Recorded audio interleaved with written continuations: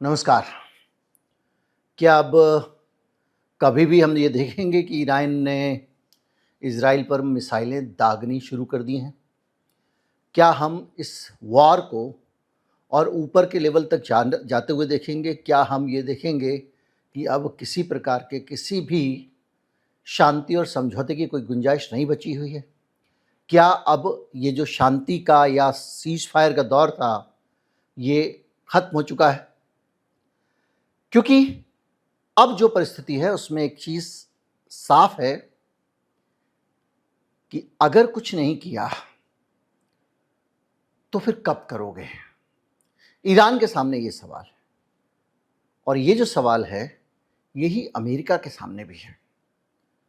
तो हम नए जो आज के घटनाक्रम है उनको देखते हैं और समझने की कोशिश करते हैं कि आज क्या घटा और उसके ज़रिए आने वाले समय में क्या रणनीति हो सकती है। मैं हूं गिरिजेश वशिष्ठ, आप देख रहे हैं नॉकिंग न्यूज़ का यूट्यूब चैनल।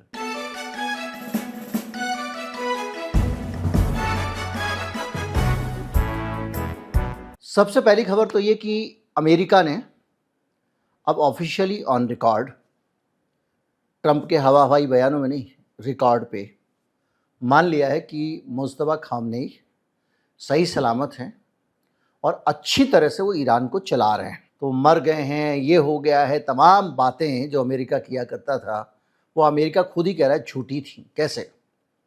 वहाँ के जो विदेश मंत्री हैं, secretary of state Marco Rubio, जो पिछले दिनों भारत आए थे, उन भाई साहब ने जाके वहाँ संसद में कमेटी के सामने ये बयान दिया है।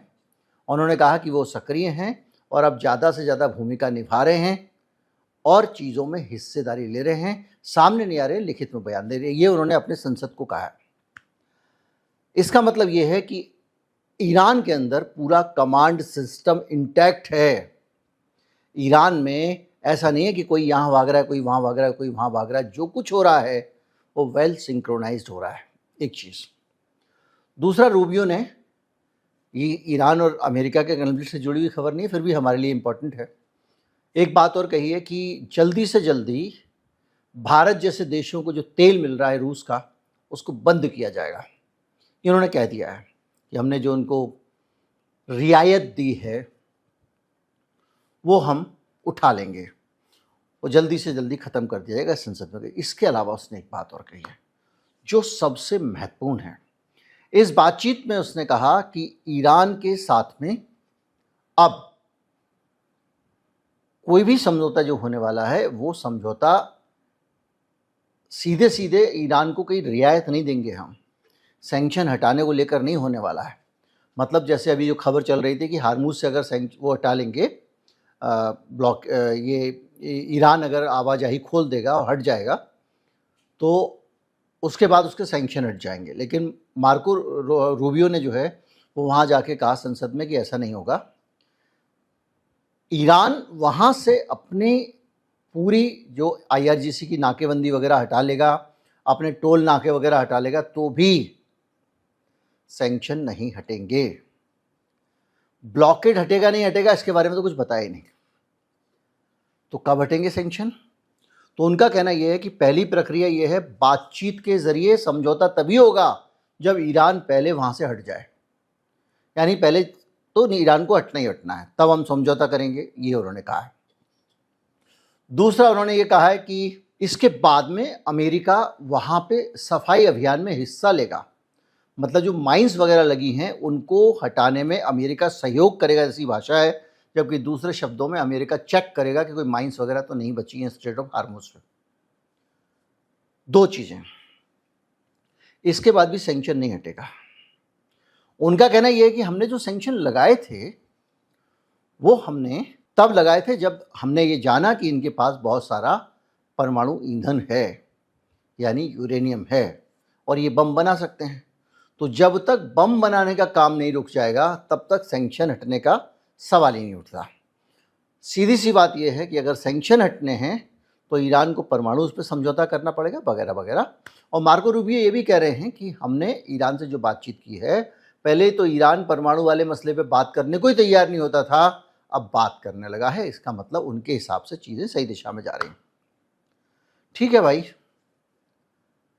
तो अगर इसकी जगह कोई ए बी सी डी कोई सा भी ऑप्शन ले लो, क्या फर्क पड़ रहा है? आप तो वहां डिसाइडिंग फैक्टर हो ही नहीं ना। अमेरिका की हैसियत नहीं है वहां शर्तें थोपने की, वहां ईरान की हैसियत है शर्तें थोपने की। अब ईरान ने जो शर्तें थोपी हैं वो समझ लीजिए इन्हीं 2 दिनों का डेवलपमेंट है। हालांकि अभी तो वो इवेल्युएट कर रहे हैं इनके प्रस्तावों को, लेकिन 2 दिनों में जो हुआ है वो और भी खतरनाक है। आपने कल का वीडियो देख लिया होगा, कल रात को ही, पहले तो रात को मैं आपको जो वीडियो दिया बना के, तो सुबह होते होते खबर बदली, लेकिन जो मेरा अनुमान था वो सुबह सुबह होते होते हो गया, तो मैंने एक दूसरा वीडियो बना के आपको दिन में दिया। अब जो सिचुएशन है, कल की खबर के बाद जो भी गाली गलौज की है डोनाल्ड ट्रंप ने नेतन्याहू के साथ में, उसके अगले ही दिन नेतन्याहू ने 8 लोग मार दिए लेबनान में और तमाम सारे बम गिरा दिए हैं और बड़ी तबाही की है। मतलब ये कि डोनाल्ड ट्रंप ने उसको कहा था कि तुम पीछे हटो, हमला नहीं करोगे, ये नहीं करोगे, नेतन्याहू ने एक ना सुनी। यानी डोनाल्ड ट्रंप की हैसियत इतनी सी है नेतन्याहू के सामने। और ये भी तब जब डोनाल्ड ट्रंप की ये सारी बातें दुनिया भर के मीडिया में छपी हैं। इसका मतलब ये तो डोनाल्ड ट्रंप की नाक का सवाल हो गया। तो अब बड़ा सवाल ये है, तो क्या करेगा वो? क्या इजराइल के खिलाफ कुछ करेगा? कुछ नहीं करेगा, क्योंकि अमेरिका के किसी नेता की इतनी हैसियत नहीं है कि उसके खिलाफ कुछ कर जाए। इस वक्त जो करेगा नेतन्याहू करेगा। फिर नेतन्याहू को रोकेगा कौन? नेतन्याहू को ईरान रोकेगा। जो बात मैं आपको शुरू में कह रहा था वो ये है कि अब जो है वो वक्त आ गया है जब ईरान को अपनी मिसाइलों का रुख फिर से इजराइल की तरफ करना पड़ेगा। क्योंकि आपको पता है ईरान ने बातचीत से खुद को बाहर निकाल लिया। ईरान ने यह भी कहा कि अगर नहीं रोका आपने इजराइल को तो फिर हमको एक्शन लेना पड़ेगा। और इस बीच में डोनाल्ड बाबू ट्रंप ने ये एक संदेश देने की कोशिश की कि हमने उसको रोक लिया है, हमने हिजबुल्लाह से भी बात कर ली, इनसे भी बात कर ली, अब ये रुक जाएंगे। ईरान कह रहा है कि हमारा पहले दिन से ही शर्त का हिस्सा था कि ये वहां हमला नहीं करेगा और ये किए जा रहा है और आपसे रोका नहीं जा रहा है। मैंने आपको बताया था कि डोनाल्ड ट्रंप जो समय टाल रहा है उसके पीछे भी उसकी रणनीति यही है कि जितना ज़्यादा से ज़्यादा हो सके समय ले लिया जाए और इस बीच में नेतन्याहू जितनी ज़मीन कब्जा सकता है कब्जा ले, गाज़ा में भी और लेबनान में भी। अब ईरान जागा है, उसको लगा ये तो उल्लू बना रहे हैं, तो अब उसने ये बयान दे दिया, बातचीत ख़त्म कर दी लेबनान के मसले पे। डोनाल्ड ट्रंप को दिखावा करना पड़ा नेतन्याहू को डांटने का, और अगले दिन ही नेतन्याहू ने कहा कि जो तुम दिखावा करो भैया, मैं तो अपना काम कर रहा हूँ। और इस काम का जवाब, अब आपको अगर लगता है कि डोनाल्ड ट्रंप सैंक्शन करेगा, उसको नहीं करेगा। डोनाल्ड ट्रंप कोई मुकदमा चलाएगा, नहीं चलाएगा। डोनाल्ड ट्रंप का कोई कैरेक्टर ही नहीं है, वो सबको धमकाता है और जब वो धमकाने में नहीं आते हैं तो खुद ही धमक जाता है।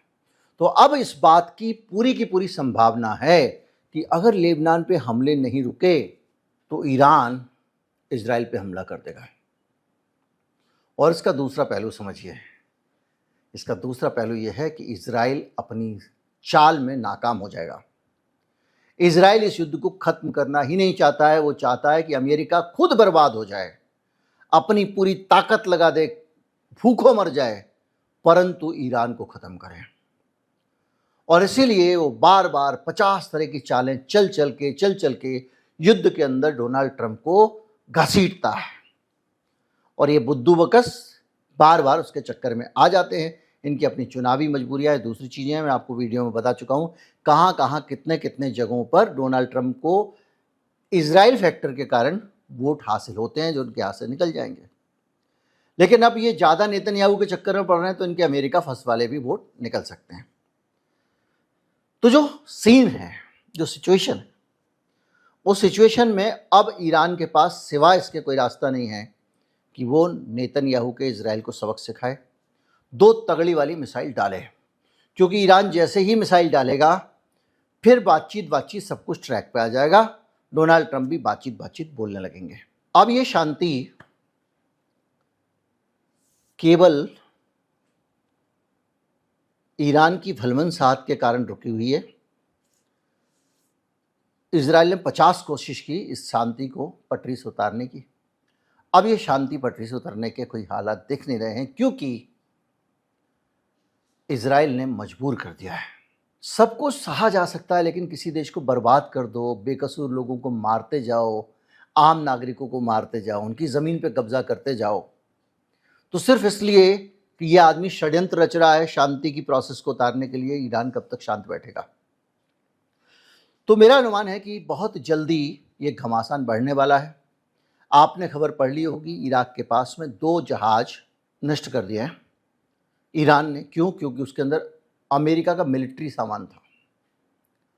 आप देख रहे हैं कि कैसे ईरान की जगहों पर भी, उनके मोबाइल टेलीकम्युनिकेशन टावर वगैरह पे भी इन्होंने मिसाइल मारी है अमेरिका ने। यानी कुछ कुछ गर्मी आने लग गई युद्ध में। और इस गर्मी के बीच में ईरान का, आप देख रहे होंगे पहले दिन से ये तरीका है कि पहले तू मार और हम सबाया मारेंगे, ताकि कोई ये ना कहे एस्केलेशन किया। लेकिन अब जो सिचुएशन है उसमें अगला हमला जो होगा वो सीधे इजराइल पे होगा। और इस हमले को बचाने की कोशिश जो डोनाल्ड ट्रंप ने की थी, अब वो कोशिश भी काम नहीं करी। बोले तुमने तो उसको डांटा था, उसने तो तुम्हारी सुनी नहीं, तो इसका मतलब 20 से हट जाओ, तुम्हारे बस का नहीं है। फिर कुछ समय बाद ट्रंप आएंगे, नहीं मारो लेकिन इतना मत मारो, कैसे मार दिया, हम भी तुमको मारेंगे, और फिर वो भी शामिल हो जाएंगे। तो कुल मिला के जो चीज़ें जिस डायरेक्शन में जा रही है वो कोई अच्छा डायरेक्शन नहीं। और इस डायरेक्शन के पे आगे बढ़ने का मतलब ये है कि हिंदुस्तान के बाज़ार पे इसका बहुत बुरा असर पड़ेगा।